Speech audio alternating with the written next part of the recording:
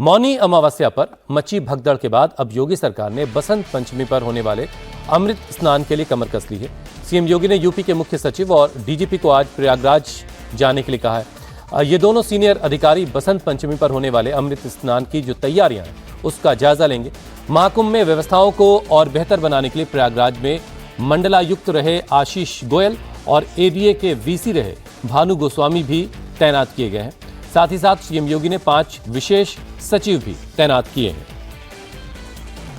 आने वाले समय में या आने वाले स्नान के लिए भी हम और कैसे व्यवस्था को और सुदृढ़ किया जा सकता है, इसके बारे में भी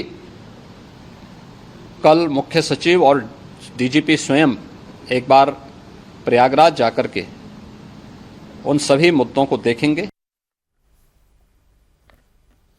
महाकुंभ में हुए हादसे के बाद एक्शन लेते हुए सीएम योगी ने वो कदम उठाने शुरू कर दिए हैं जिससे ये गारंटी मिल सके कि आने वाले दिनों में इस तरह के हादसे दोबारा नहीं होंगे।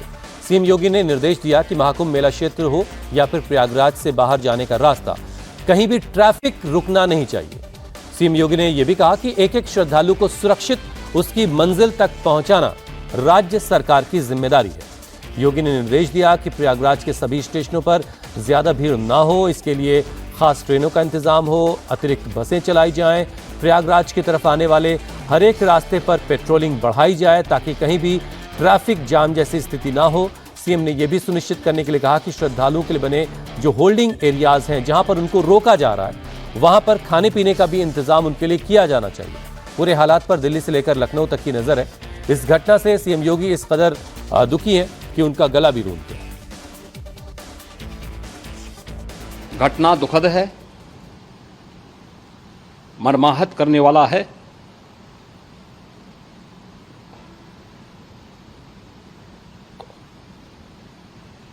उन सभी परिजनों के प्रति हमारी पूरी संवेदना है। स्वाभाविक रूप से इन सब मुद्दों पर प्रश्न उठना स्वाभाविक भी है।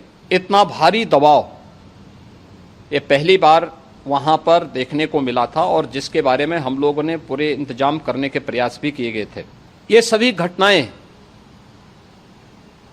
मर्माहत करने वाली भी हैं और एक सबक भी है, लेकिन हादसे के तह में भी जाने की आवश्यकता है और इसी दिशा से सरकार ने भी तय किया है कि हम इसकी एक जुडिशियल इंक्वायरी भी करेंगे।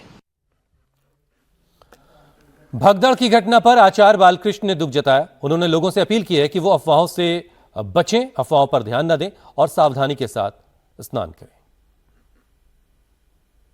ये व्यवस्थाएं तो बहुत अच्छी थी, पुनरअपि बहुत पीड़ा है। हम उनके प्रति श्रद्धांजलि अर्पित करते हुए उन परिवारों के प्रति हम अपनी हृदय की गहराइयों से संवेदनाएं व्यक्त करते हैं। इस तरह के आयोजनों में कहीं थोड़ी लोगों की, क्योंकि अफवाहें जल्दी फैलती हैं, तो जितनी सूचना मिली है वो प्रशासन की चूक से कम अफवाहों के कारण से ज्यादा चीजें हुई हैं। घटना तो घटना है, तो उसमें सभी दुखी हैं और सबको इस घटना के प्रति पीड़ा है। तो हम भी उस पीड़ा में अपने आप को सम्मिलित करते हैं और सावधानी के साथ में अफवाहों पर, हम जब घर से निकलते तो ऐसे आयोजन में अफवाहों से हमको बचने का प्रयास करना चाहिए। और आज से मेला क्षेत्र में क्या बदलाव हुए हैं वो आपको एक एक करके बताते हैं। किसी तरह की अफवाह ना फैलाएं, ये बात सबसे कही गई है। किसी भी अफवाह पर ध्यान ना दें, उससे बचें, इस पर भी सबको ध्यान देने की जरूरत है। और प्रशासन के जरिए जो तय रास्ते हैं उन्हीं का इस्तेमाल करें। शॉर्टकट लेने की कोशिश बिल्कुल कोई ना करे, रास्ता ना बदले, जो रास्ते पहले से तय हैं उन्हीं रास्तों का इस्तेमाल करें। स्नान करने के बाद घाट पर ज्यादा देर तक ना रुकें ताकि जो पीछे से लोग आ रहे हैं उनको मौका मिले। मेला क्षेत्र में जमा होकर रास्ता ना रोकें। बैरिकेडिंग तोड़ने या उसे पार करने की, लांघने की कोशिश ना करें। सभी घाट पवित्र हैं, जहां जगह मिले वहीं स्नान कर लें। संगम नोज पर ही जाकर स्नान करने की जिद नुकसानदेह हो सकती है। संगम नोज पर स्नान करने की जिद ना करें। प्रयागराज के बॉर्डर पर ट्रैफिक कंट्रोल किया जाए। 8 एंट्री पॉइंट पर पेट्रोलिंग बढ़ाई गई है। मेला परिसर श्रद्धालुओं के लिए, पूरे मेले परिसर में जितने रास्ते उनको वन वे कर दिया गया है।